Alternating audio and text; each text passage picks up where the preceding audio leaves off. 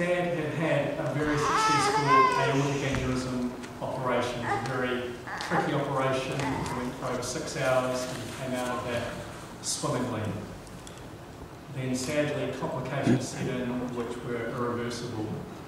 Dad was his cheeky self, as I'm sure some of you know. He was giving the nurses cheek after he had recovered, and they used to call him Young Merlin.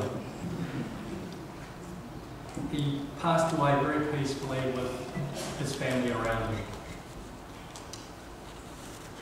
I have some memories and thoughts about Dad that I've thought about since he's passed away.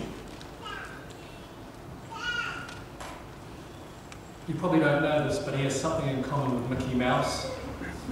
He's the same age as Mickey Mouse. He told me that Mickey Mouse was having his 50th birthday. I'm 50. Dad's work ethic was amazing. He would work till dusk or dark to get things done. I never really saw him just sort of relaxing, only when he was really tired. He was never lazy, never ever lazy. He always had something to do, and I think that's rubbed off on us kids because just how hard Dad worked for all of us. He instilled manners and courtesies in me, like for instance, standing up to shake someone's hand, to call them Mr. and Mrs. and I'll be able to teach my son those things. Dad was extremely generous to my family and myself. He helped me through university. He helped me start my optometry practices.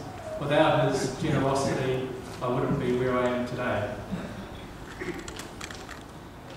He's been very generous to my family, my wife Anita and my 2 children, Zachary and Maylee. Dad, he came up to Auckland once and we were going out to his brother's birthday party and we had a babysitter from next door and she's a policewoman. He said to her, now, he didn't know she was a policewoman, he said, now, do you know where the fire extinguisher is?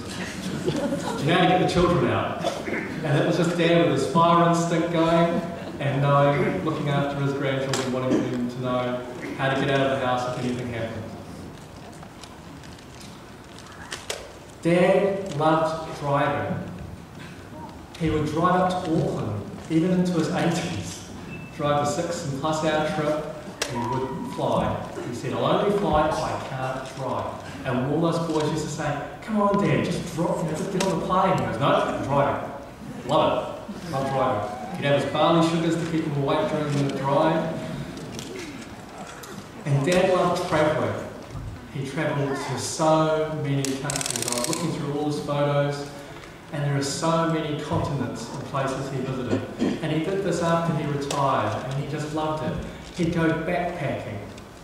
He'd go camping in his 70s. And there were all these young 20-year-olds, all these backpackers, and Dad was there with them. He was having a great time with them.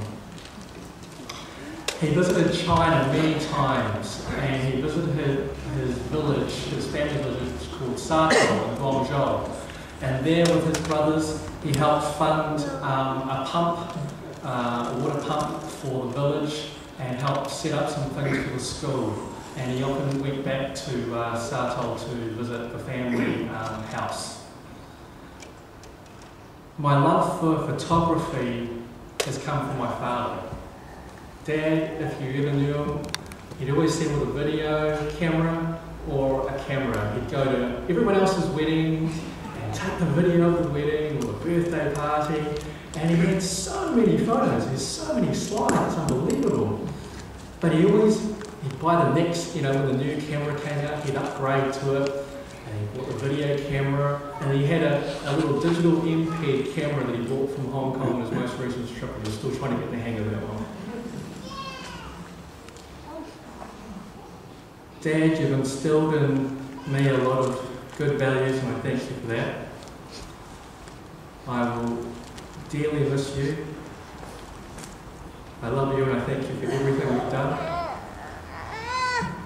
You've just been an awesome dad.